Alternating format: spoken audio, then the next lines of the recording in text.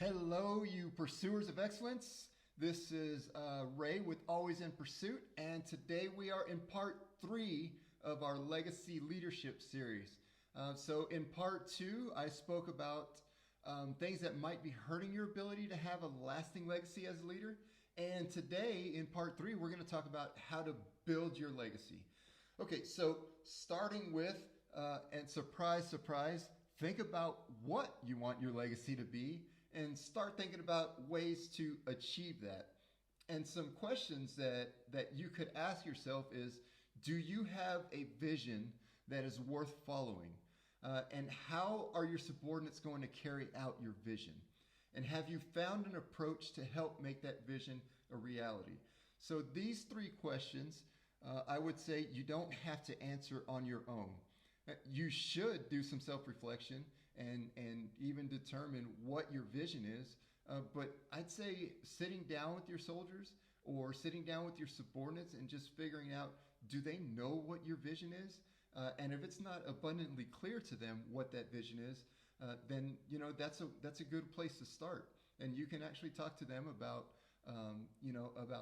just flush it out and what do you want that vision to be. So get their input. It won't hurt you to get their input. So the second thing is be passionate about learning. Now, Mike discussed this in his last blog, and I absolutely agree and love what he said. Because the reading habits of the folks here at AIP, we have them to broaden our perspectives. And I honestly, as a leader myself,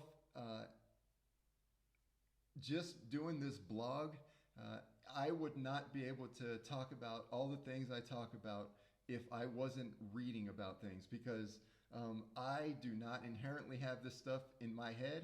And for anybody that does, hey, good on you. Maybe you should write a book. But most of us do not have that knowledge. And the only way to expand that knowledge is by reading. There's YouTube is out there too, and watching this video, and hopefully you're learning from us here at AIP. But you're also reading the AIP blogs. So I would say that the majority of you are already doing the reading, but expand your horizons a little more. Get into some books because there's some really great leadership books out there too. And so invest the time whenever you have to invest time into self-development, which is all that reading, and you have to invest time into team development.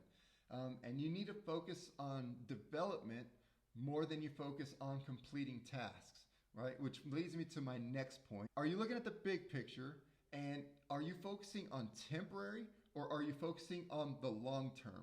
Okay, so are the things you're doing today going to help you achieve legacy, right? A lasting legacy for your subordinates, a lasting legacy for their subordinates.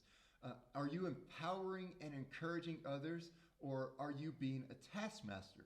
And this goes back to, we do have to complete tasks on a day-to-day basis. I'm not saying don't do your work, because it's absolutely necessary. Yeah, you have to do your work. But whenever you're doing self-development and you're doing team development, you're focusing on the long term. Team development focuses on long term inherently, because you're talking about what they're going to be doing in the future, and they're going to take those lessons and they're going to pass those lessons on to their subordinates in the future. So this is helping build your legacy. Now, the fourth thing is teach people to serve before they lead. Now, the military's rank structure is built for this, but sometimes we forget that even our junior and senior leaders need to maintain that spirit of serving others. And this is what I really, really appreciate and love about Jesus' ministry here on earth, right? Because he was here, he said, in the Bible it says, he came to serve and not to be served. That's what he said, right? So when I think about that from a leadership perspective, especially as a Christian, when I think about what Jesus said about serving and not coming to be served, I'm thinking about, okay, if God is telling me that he was here on earth to serve people, how does that put me above him?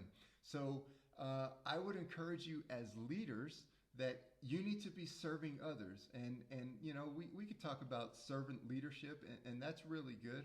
And there's, you know, you don't have to be a servant leader, but you do have to serve others. And that's a really important distinction there. Okay. So this is by no means an all inclusive list, but you know, these are some of the things that you want to do as you think about building out your legacy as a leader. Because, you know, one day you are going to be gone and you're going to be gone from your position. And, you know, all that's going to remain of you are the lessons that you taught others. So, you know, whether it's at work or at home, no matter where you're at in your life journey, I would say, you know, work on building your legacy as a leader. And hopefully that gives you some perspective, and hopefully, you know, everything works out well for you. So remain always in pursuit of your goals, and we look forward to seeing you again next week. And if you have any comments, please leave them below and let me know what you think. Better ways to build our legacies as leaders. So have a great week.